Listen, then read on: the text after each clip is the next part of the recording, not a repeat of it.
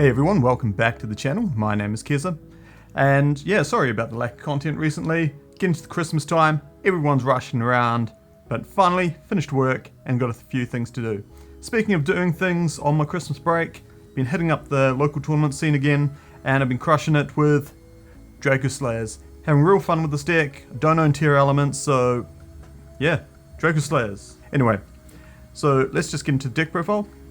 1, 2, 3 of the original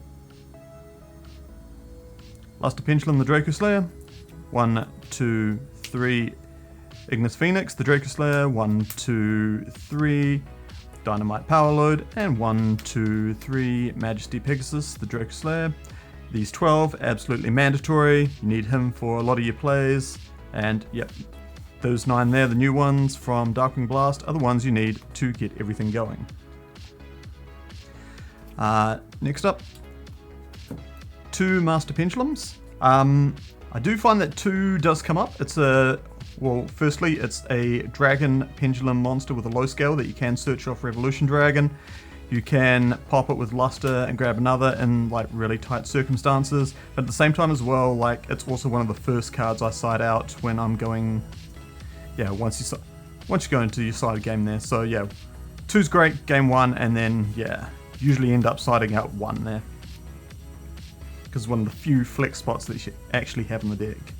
For the normal summons, 3 Magispector Bambuku, helps activate Beyond the Pendulum's Light Destruction effect. Also, it searches for your Majesty Maiden, which is one of the few cards that you need to get your combos really started and really going there. And 1, 2 Skullcrabat Joker. Yep, searches for Odd Eyes Revolution Dragon on summon. He's also a level 4. Usually add him in the end phase off your Majesty Paladin as well when you're searching for things, because it gives you a normal summon, gives you a level 4 body, also gives you a higher scale if you do top a low scale, and it can also search for Revolution Dragon, which gets your Synchro monsters back into play there. Speaking of which, 1, 2, 3 Odd Eyes Revolution Dragon. Holy crap, this card is insane.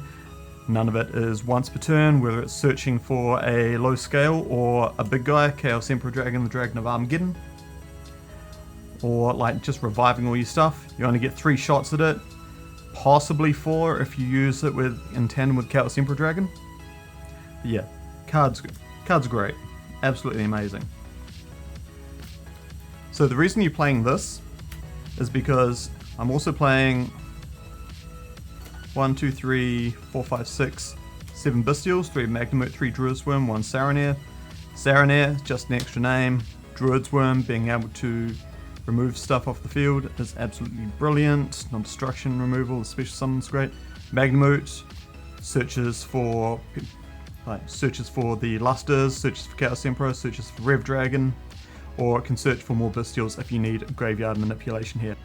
So the whole combo, if you don't know, is you go Odd Eyes Revolution Dragon, pay 500, discard, grab Chaos Emperor. If you've got the Bestial in hand, that is. Bestial, banish the Revolution Dragon, summon it, activate effect if it's the Magnamute. And then you can pop this into your scale. You can sit there and use it as a low scale, level 1 for the turn. Then later on in the turn, once your Pendulum summoned, pay 1000 life points, pop it, add Revolution Dragon, bring banish back to your hand, start reviving stuff and continue with your combos. And also, because this goes to your extra deck face up, you can use it for rank 8 materials like for your number 38. So that's the big combo with that. And then last of the 3 monsters, 3 Kashtera Fenrir. Great card to go first, great card going second because it helps break boards, really throw your opponent off, because sometimes you can just activate it, don't even Pendulum summon, attack, remove problems off the board, including cards like, because it hits any face-up card, you can also hit stuff like Anti-Spell Fragrance. So yeah, that's what this guy's good for. And then onto the spells, that's all the monsters there. Onto the spells. 3 triple tactical talons. I will not play a deck this format without it. It's just too good. Especially in this deck, if you still have combo even after they've activated the monster effect and stuff, you can just triple tactics, flash their hand, see what they've got, so you can set up your board accordingly and put them down a card. So, or in a pinch, draw 2 cards. It's not very often that you're going to be using the Steel Monster effect, but it can come up. 1 Sky Iris, searching off Maiden and searches for your Odd Eyes.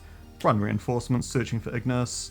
1 Dynamis Charge, searching for Dynamite Power Load, that guy there, as well as being able to recycle them back to hand. And 1 Called by the Grave. Yeah, this, again, flex spot, but yeah, this came up a couple of times in the 2 tournaments I won, so yeah, good card, good spell. So that's a flat 40 cards. Onto the extra deck now. Just 1 Beyond the Pendulum there. I really want to bump this up to 2, and there are a couple of things I will take out of this deck here. 1 Hieratic Seal of the Heavenly Spheres. We're playing a crap ton of Bestials there, so this is just good. Yep, a free bounce is fine. It's a good interrupt, as well as if they don't have Bestials themselves, being able to special summon a Magmoot and set up your next turn is just so good.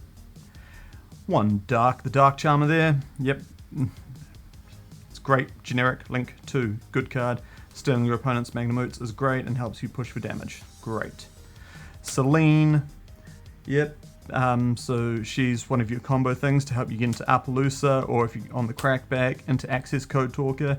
Yes, playing Access Code Talker is really good. I ended up versing an Adignista player, and he was putting out the Arrival on only 5,000 attack.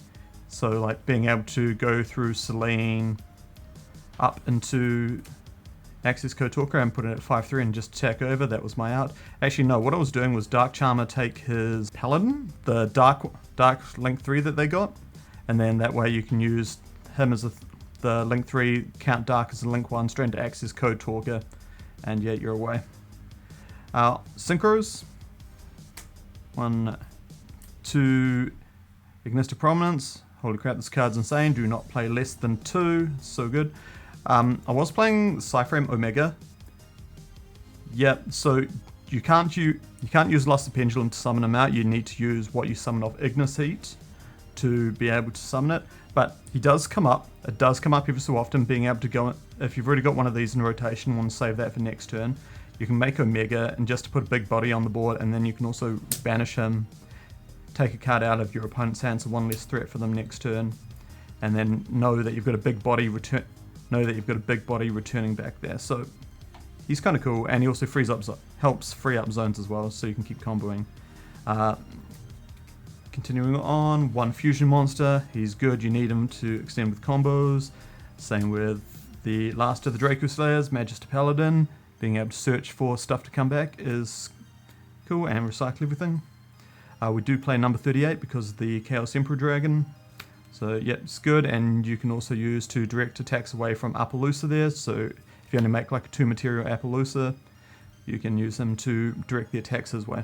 It's great. 1 Abyss Dweller and 1 Babushka. Abyss Dweller, it's easier to make than Diamond.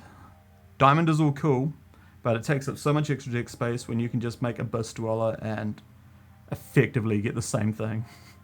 It's just funny. 41 Babushka, that's your plan B, and because it had a bit of space, Ga Cowboy. Shout outs to Michael, my mate Michael, for selling me this cool ultimate rare one, so I don't have to use a super rare anymore. Yeah, yeah. So did have a bit of space, but so I put Ga Cowboy here, so just to free up the side deck. Obviously, this would normally go on the side deck, and it probably will for like a second Beyond the Pendulum, because I found that second Beyond the Pendulum was just coming up way too often. And then like this could easily be something as well, the Omega, if you don't like the idea of like using Ignis Heat to make them.